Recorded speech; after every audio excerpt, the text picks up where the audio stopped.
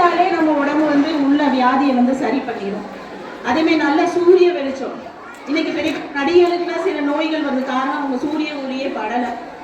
அதனால நல்ல வெயில்ல விளையாடுங்க. அந்த போன்ல மூழ்கிடாதீங்க. கபடி இந்த மாதிரி விளையாட்டுகள் விளையாடும் போது நம்ம மிகச்சிறந்த வீரர்களா இருப்போம். நம்மளை டச் பண்ண முடியாது.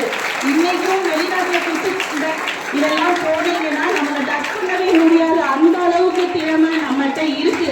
அதுக்கு அடிப்படை காரணம் என்னன்னு பாத்தீங்கன்னா சிறுதானியம் சாப்பிட்டுருக்காங்க.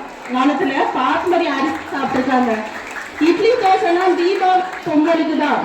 எல்லா நாளும் என்ன சொல்லுவாங்க, காலையில கம்பங்கூழ் ராகி கஞ்சி. திருச்சி கலெக்டரை பார்த்தீங்கன்னா அவர் இன்னைக்கும் கூழும் கம்பங்கஞ்சி தான் குடிச்சிட்டு வேலைக்கு. அதனால பழைய சோறு சிறுதானியத்தை சாப்பிட்டா தெம்பு கிடைக்கும். என்னன்னா அதிகலாம் நம்ம நாளைக்கு டாக்டர் ஆகலாம், இன்ஜினியர் ஆகலாம். ஆனா உடம்பு தான் மூலதனம்.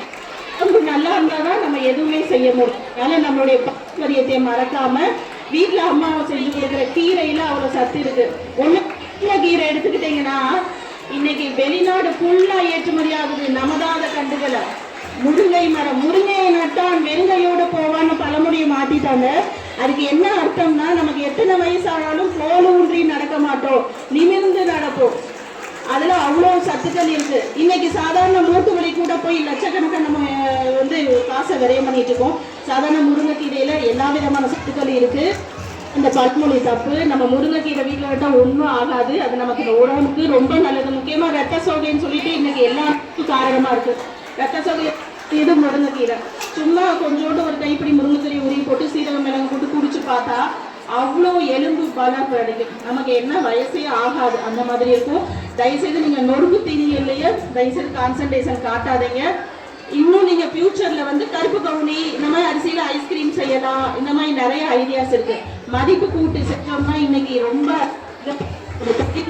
இருக்கு. அதனால வருங்கால துர்கராம ஐயா இருக்கட்டும், எல்லாருமே ஆரம்ப பள்ளி கல்வி தான். ஆனா நீங்க எல்லாருமே ஒரு மருத்துவர்களுக்கு நான் பார்த்துக்கிட்டு உங்களுடைய மிகவும் பொன்னார்ந்த எதிர்காலமா இருக்கும். எனக்கு நன்றி, வணக்கம்.